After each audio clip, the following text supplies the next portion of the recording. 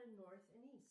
And I guess that's true of where I am now. See how it becomes like a round? Here's the dark one. It becomes like a line here, and then the yellow becomes a line here. So that's what it's supposed to look like. So that it's supposed to be like a straight line from the start to the end. And sometimes if you make a mistake, they will twist so the blue one will come into the space of the yellow one. But that's a mistake. So it should always be like a straight line.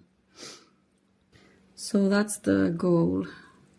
What you're actually doing is that, you see I have two colors.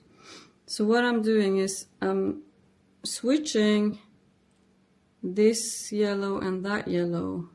They're switching place in between the blue.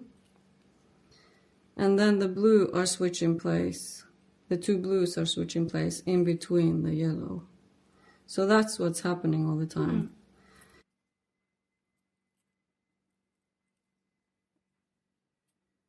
See, now I'm switching place between the two yellow ones, and now I'm switching on the blue ones. It's important to have like the tension the same all the way, but yeah, you can see on mine now I had less tension in the beginning, and then now I have more. I see. Okay. So there. It's a technique called Ruvden. Ruvden.